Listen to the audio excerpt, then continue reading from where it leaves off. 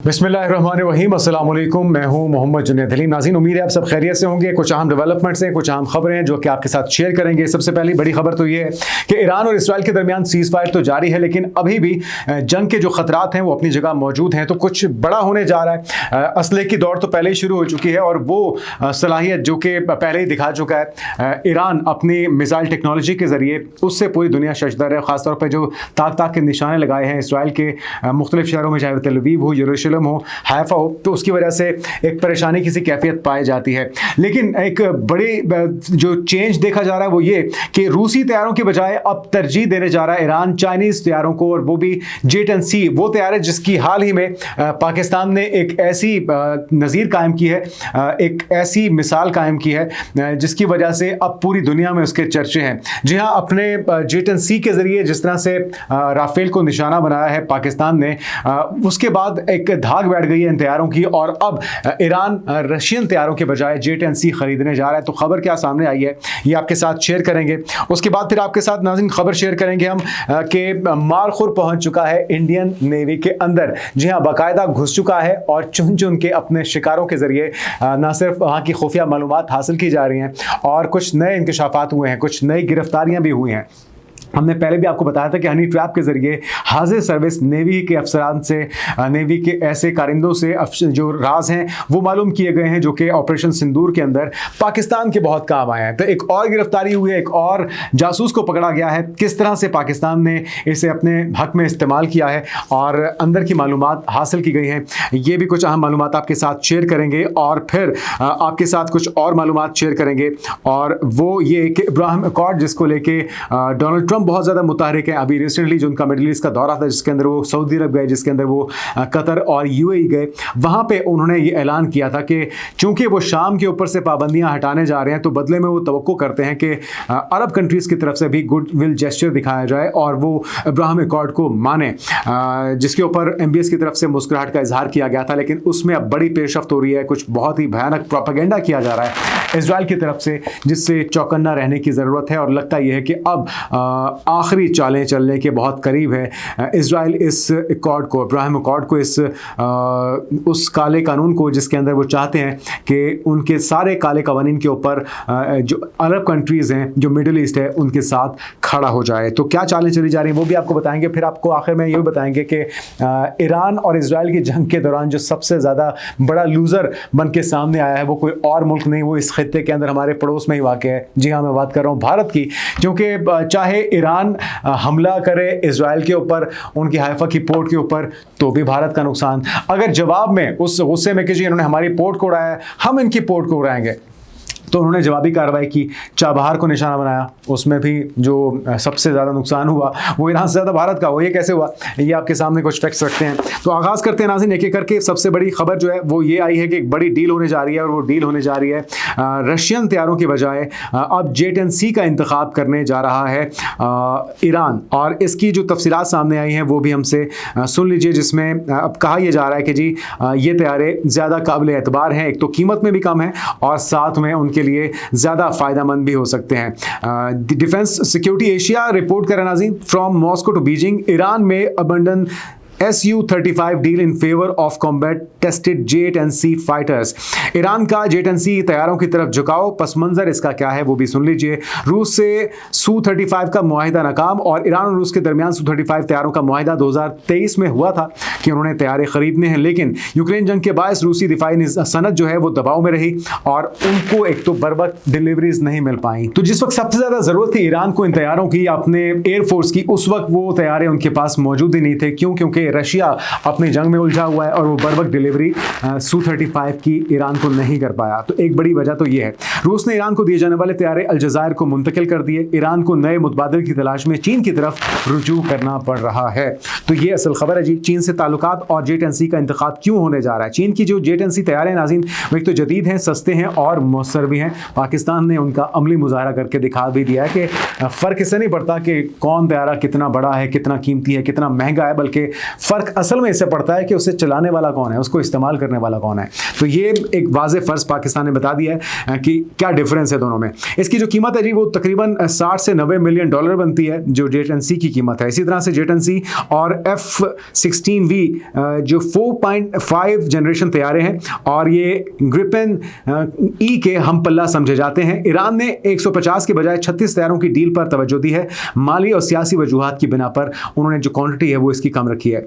मुआहिदा 24 जून 2025 को अमेरिका ने चीन पर ईरानी तेल की खरीदारी पर पाबंदी खत्म कर दी, क्योंकि डोनाल्ड ट्रंप ने कहा है कि जी ईरान की तारीफों के पुल बांधे जा रहे हैं, बहुत अच्छे लोग हैं, ये बहुत अच्छी नेशन है, इन्हें ट्रेडिंग करनी चाहिए, इन्हें ट्रेड करनी चाहिए। और साथ में उन्होंने कहा कि चीन अगर चाइना अगर ईरान से तेल खरीदता है तो उस पर उन्हें कोई पाबंदी नहीं होगी। तो एक बहुत बड़ा ये ब्रेक थ्रू समझा जाए तो गलत नहीं होगा। ईरान पहले तेल के बदले तैयारे देना चाहता था, चीन सिर्फ नकद अदायगी पर आमादा था, यानी कि चाइना ही चाहता था कि हमें कैश में पेमेंट की जाए फिर तैयारे लें, लेकिन ईरान की ये कोशिश है कि वो किस तरीके से तेल के बदले में तैयारे ले सके। लेकिन बहरहाल क्या डील फाइनल होती है ये आने वाला वक्त बताएगा। पाबंदियों के खात्मे से ईरान को डॉलर हासिल हुए और मुआहदे की राह हमवार हुई, यानी कि जो अब तेल उन्होंने बेचा है चाइना को, ईरान ने उससे पेमेंट मिली है और अब वो इस कंडीशन में है, इस पोजीशन में है कि वो अब तैयार है जेट-एन-सी ले सकें। तो ये एक बड़ी डेवलपमेंट हो चुकी है। पुराने तैयारों का इंहिसार, जो पुराने ईरान की फ़िज़ाया थी नाज़रीन, उसकी हालत बहुत ही डगरगूं थी। जो उनके पास तैयारे थे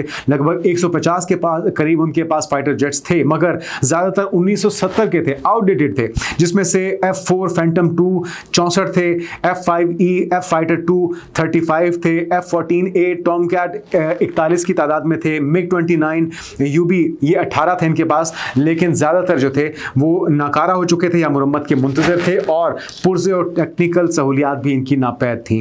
तो नाज़रीन जो 12 रोज़ा जंग हुई है इसके अंदर ऑपरेशन जो था राइजिंग लाइन, इसके अंदर इसराइल की तरफ से इसको ऑपरेशन राइजिंग लाइन का नाम दिया गया था। उसका जो जवाब दिया ईरान ने वो सुबह सादिक सोम यानी कि सुबह सादिक 3 के नाम से उन्होंने इसका ऑपरेशन रखा था। इसी तरह से F-35 और F-15 तैयारे जो थे इसराइल के पास, ईरानी तैयारे, इसके ज़रिए उन्होंने फर्दो, नतंज और इस्फहान को निशाना बनाया, जिसके अंदर वो दावा करते हैं कि जी हमने उनको मुकम्मल तौर पे तबाह कर दिया। लेकिन ईरान का ये कहना है कि हमारी जोरी सलाहियत जो कि तू है और जहाँ से काम रुका था उससे ही से दोबारा से शुरू किया जाएगा। लेकिन जो दिफाई सलाहियतें हैं जेट-एन-सी की वो बहुत मौसर हैं और कभी इम्कानात हैं कि वो ये ख़रीद लेगा, क्योंकि ना होने से होना बेहतर है। और अब चूँकि उनके पास ये वसाइल भी मौजूद हैं तो पाबंदियाँ उठने के बाद वो इस पोजीशन में है कि फ़ौरी तौर पर अपनी जो एयर फोर्स है उसे मौसर करें, ताकि अगर कोई दोबारा उन पर जारियत मुसल्लत होती है तो उसका मौसर जवाब दिया जा सके। अब आते नाज़रीन मारखोर के इंडियन नेवी में घुसने का जो मामला है, ये बहुत ही दिलचस्प सूरत-ए-हाल इख्तियार कर चुका है नाज़रीन।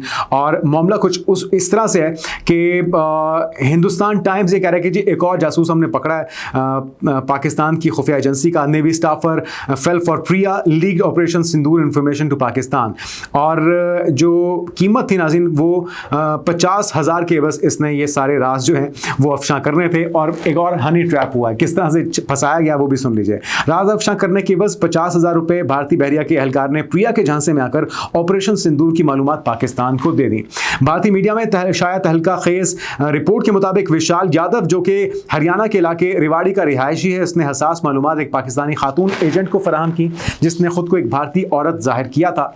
और तफसीलात जो सामने आई हैं, दिल्ली में नेवल हेडक्वार्टर्स में तैनात भारतीय बहरिया के एक एहलकार को जयपुर में गिरफ्तार किया गया है और इस पर इल्ज़ाम है कि उसने ऑपरेशन सिंदूर समेत मुख्तलिफ खुफिया दिफाई मालूमात एक पाकिस्तानी एजेंट को फराहम की, जिसके बदले इसे 50,000 रुपये दिए गए। सिर्फ 50,000 में बिक गया, पूरे मुल्क का सौदा कर दिया, पूरे नेवी का सौदा कर दिया, बहुत सस्ते में बिक गया भाई। थोड़ी कीमत ही ज़्यादा रख लेते ताकि इतना अफसोस ना होता भारतीयों को। विशाल यादव जो नेवी बिल्डिंग दिल्ली में डायरेक्टोरेट ऑफ डाकयार्ड में अपर डिवीजन क्लर्क के तौर पर तैनात था, इसने मुबैना तौर पर ऑपरेशन सिंदूर से मुतल्लिक खुफिया मालूमात अफशा कर दी। तो यानी कि सिर्फ प्रोसेस नहीं चल रहा था, काम उसने तमाम कर दिया नेवी का। Inspector general of police Vishnukant Gupta ने बताया कि यादव जो रेवाड़ी हरियाणा से ताल्लुक रखता है, हसास मालूमात एक पाकिस्तानी खातून एजेंट को दी जिसने खुद को एक भारतीय खातून प्रिया के तौर पर पेश किया। अब ये पता नहीं प्रिया कोई खातून थी या वॉइस चेंजर लगा के कोई मारखोरी पीछे से उसको मामू बना रहा था, ये तो अब पाकिस्तान को पता या पाकिस्तान की खुफिया एजेंसी को पता। लेकिन बहरहाल वहाँ पे जिसने ये मालूमात फराहम की थी वो बेचारा पकड़ में आ गया और उसकी शामत आ गई है। यादव को बुध के रोज़ जयपुर में गिरफ्तार किया गया और अब वो कई एजेंसियों की मुश्तरका तफ्तीश का सामना करेगा। अब तो उसकी शामत आ गई। IG के मुताबिक गिरफ्तार एहलकार ने एतराफ़ किया है कि इससे कुल मिलाकर तकरीबन 2 लाख रुपए मिले। जिनमें से 50,000 ऑपरेशन सिंदूर से मुतल्लिक मालूमात देने के एवज दिए गए और उनमें कुछ अदायगियाँ क्रिप्टो करेंसी के जरिए भी की गई हैं। तो ये तो आपके हालात हैं। इस तरह के सस्ते में बिक जाने वाले आपके पास एहलकार मौजूद हैं, तो पाकिस्तान से पंगा ना लिया करें। भारतीय जो नेवी है या भारतीय फोर्स है, भारतीय अफवाज है, नरेंद्र मोदी की हुकूमत है, क्योंकि आपकी जो मालूमात है हमारे लिए हासिल करना या हमारे मारखोर या खुफिया एजेंसियों के लिए हासिल करना कोई बड़ी टास्क नहीं है। तो एक एक करके इनके जासूस जो पकड़े जा रहे हैं, अभी तो पता नहीं कितने बीसियों ऐसे जासूस होंगे जो अंदर ही बैठे हुए होंगे और मालूमात हम तक पहुंच रहे होंगे। आपकी एक एक मूव, चाहे वो INS विक्रांत की हो या आपके इंस्टॉलेशंस की हो जो आप मिलिट्री इंस्टॉलेशंस नहीं कर रहे हैं, या पाकिस्तान के खिलाफ हथियार इकट्ठे कर रहे हैं, चाहे वो रशिया से हो, चाहे वो फ्रांस से हो, चाहे वो अमेरिका से हो, तो सारी मालूमात हम तक पहुंच रही हैं, बर वक्त पहुंच रही हैं। इसलिए परेशानी की जरूरत हमारे लिए नहीं है, परेशान उनको होना चाहिए जिनके सरों पे नरेंद्र मोदी मुसल्लत है। अब आते हैं नाज़रीन आखिरी खबर की तरफ। एक बड़ा गेम प्लान ग्रेटर इसराइल का, उसी तरह अखंड भारत का जो मंसूबा है, जो कि कभी पाया तकमील तक नहीं पहुंचेगा, चाहे वो अपनी तस्वीरें अपने पार्लियामेंट के अंदर लगा दें, उसका ढिंढोरा पीट दें, ना सिर्फ उसके अंदर आज़ादी की तहरीकें बेशुमार बन रही हैं, फिर भी खालिस्तान की तहरीक चल रही है, फिर भी अखंड भारत का जो नारा है वो जूंगा तू है। इसी तरह से जिनका आइडियोलॉजिकल कज़न है या ब्रदर है इजराइल, वो भी ग्रेटर इसराइल के ख्वाब देख रहा है और अब वो जो चालें चल रहा है उसमें से एक और चाल मंजर आम पर आ चुकी है, और वो चाल है नाज़रीन इब्राहिम अकॉर्ड को अमली जामा पहनाने की। इसराइल और शाम के हवाले से आपको बताया था कि डोनाल्ड ट्रंप जिस वक्त मिडिल ईस्ट के दौरे पर थे, उन्होंने कहा था कि शाम के ऊपर से मैं पाबंदियाँ हटाने जा रहा हूँ। ये उसी गेम प्लान का हिस्सा था। अब वो बदले में ये चाह रहे हैं कि हमने ये गुड जेस्चर दिया, हालांकि शाम में उन्हीं की लाई हुई डमी गवर्नमेंट है। बशार अल-असद को हटाने के बाद रिजीम चेंज उन्होंने खुद ही कराया और अपनी मर्जी का वहां पे लीडर लाके बिठा दिया ताकि अपनी मर्जी के फैसले इस्तेमाल किए जाएं, उस सरजमीन को इस्तेमाल किया जाए, मुख्तलिफ इलाकों पर कब्जा किया जिसको इजराइल अब छोड़ने की बात कर रहा है। लेकिन असली गेम प्लान यही है कि इब्राहिम अकॉर्ड को तस्लीम करवाया जाए, उसे मनवाया जाए जल्द। अच्छा, खबर क्या है वो भी सुन लीजिए। जल्द ऐसे ममालिक इसराइल को तस्लीम करेंगे जिनका तस्वुर भी नहीं किया जा सकता। अमेरिका का नया जो दावा है या धमाका है वो सामने आ चुका है। ट्रंप इंतजामिया के मशरक़ वस्ता के एलची स्टीव विक्टोफ ने बुध के रोज़ CNBC को एक इंटरव्यू के दौरान इंकशाफ किया है कि व्हाइट हाउस का ख्याल है इब्राहिमी मुआहिदों में शामिल होने वाले ममालिक के बारे में जल्द बड़े ऐलानात किए जाएंगे और इन मुआहिदों को वुसअत देना अमरीकी सदर के अहम मकासद में से एक है। उन्होंने मजीद कहा कि हम कई ऐसे ममालिक से इसराइल के ताल्लुकात मामूल पर आने की तवक्को रखते हैं जिनके बारे में कभी सोचा भी नहीं जा सकता था। तो बहुत से सरप्राइजेस मिल सकते हैं। तो सबसे बड़ा सरप्राइज तो यकीनी तौर पे सऊदीया की सूरत में हो सकता है। सऊदी अरब अगर तस्लीम कर लेगा तो फिर बाकी जो है वो यकीनी तौर पे राह हमवार हो जाएगी। ये मशरक़ वस्ता में इस्तेहकाम का जरिया बनेगा, वो दावा कर रहे हैं। इब्राहिमी मुआहिदे मशरक़ वस्ता में एक अहम पेशरफ्त थे जो 2020 में सदर ट्रंप के पहले दौरे सदारत में हुए, जब मुत्तहिदा अरब अमारात, बहरीन, मराकश और सूडान ने इसराइल के साथ ताल्लुकात मामूल पर लाने पर इत्तेफाक किया। काम बहुत तेज़ी से चल रहा था। ये तो खुद अपने पाँव पर कुल्हाड़ी मारी है नेतन्याहू ने, जो फ़लस्तीन के ऊपर धावा बोला है, फिर ईरान के ऊपर जारियत मुसल्लत की है। तो ये अपने किए के अंदर खुद ही फंसता जा रहा है। दूसरी जानिब तल अवीव में दी इब्राहिम अलायंस और न्यू मिडिल ईस्ट के उन्वान से बिलबोर्ड्स लग रहे हैं। नाज़रीन, प्रोपेगेंडा इस वक्त किया जा रहा है तल अवीव के अंदर, जगह जगह बिलबोर्ड्स लगा के, जिसमें तस्वीरें लगाई गई हैं अरब ममालिक के सरबराहों की। आप देख सकते हैं इसके अंदर सारे अरब ममालिक के सरबराह, खुद जो फ़लस्तीनी सदर महमूद अब्बास हैं वो उनकी तस्वीर भी लगाई गई है। लिबानी सदूर की तस्वीर शामिल हैं इसमें। ऐसे में सबके जहनों में जो सबसे बड़ा सवाल है वो ये कि क्या सऊदीया भी इसराइल के साथ ताल्लुकात मामूल पर लाने का ऐलान करने वाला है। और उसी सिलसिले की ये कड़ी कि इसराइल और शाम 2025 के इख्तिताम से कबल अमन मुआहदे पर दस्तखत कर लेंगे, इसराइली चैनल की तरफ से ये दावा किया जा रहा है। तो पाबंदियां शाम के ऊपर से हटा ली गई हैं। अरब ममालिक से पहले ही वो ये मुतालबा कर चुके हैं कि गुडविल जेस्चर के तौर पे आप भी अब इब्राहिम अकॉर्ड को तस्लीम करें, इसराइल के मौक़िफ़ को तस्लीम करें और अरब ममालिक को आंखें खोलनी होंगी, होश के नाखून लेने होंगे। आखिर वो कब तक अमेरिका की प्रॉक्सी बन के एक डमी के तौर पर किरदार अदा करते रहेंगे और अपने भाइयों के खिलाफ इस्तेमाल होंगे। जॉर्डन का जो किरदार है बड़ा ही अफसोसनाक और शर्मनाक है। वो जो ईरान की तरफ से आने वाले मिसाइल्स थे, जो ड्रोन्स थे, उन्हें इंटरसेप्ट करता रहा, उन्हें रोकता रहा और अपने फ़िज़ाई अड्डों को, अपनी फ़िज़ाओं को इज़राइल को इस्तेमाल करने की इजाज़त देता रहा ईरान के ख़िलाफ़। इसी तरह से इराक़ के फ़िज़ाई अड्डे इस्तेमाल हुए, इसी तरह से शाम को इस्तेमाल किया जा रहा है, इसी तरह से लुबनान को निशाना बनाया जा रहा है। ताज़ा कार्रवाइयाँ जो हैं गुज़श्ता दिन की और रात की, उसके अंदर भरपूर हमला किया गया है लुबनान को। जगह जगह वहाँ पर इमारतों को, आम सरकारी इमारतों को निशाना बनाया गया है, आम मासूम शहरियों को निशाना बनाया गया है। तो ये जारियत एक एक करके जारी है, सबकी बारी आनी है। अगर इसी तरह से डिवाइड एंड रूल का जो फॉर्मूला है अप्लाई किया जाता रहा, अरब ममालिक इस्तेमाल होते रहे, तो उन्हें सोचना होगा, होश के नाखून लेने होंगे और अमेरिका की प्रॉक्सी या इजराइल की प्रॉक्सी के तौर पे नहीं, मुस्लिम उम्मा के तौर पे बन के सोचिए और किसी और के हाथ में एक दूसरे को आप पेश कर रहे हैं और अपनी कुर्बानियाँ पेश कर रहे हैं, इससे कुछ भी हासिल होने वाला नहीं है, क्योंकि इजराइल का अल्टीमेट जो टारगेट है वो ग्रेटर इजराइल की तकमील को यकीनी बनाना है, जिसके लिए वो अब ये प्रोपेगेंडा जारी रखे हुए हैं और इसके ऊपर तेजी से काम भी जारी है। आने वाले दिनों की पेशरफ से आपको आगाह करते रहेंगे। अब तक ले इतना ही, इजाज़त दीजिए, अल्लाह हाफ़िज़।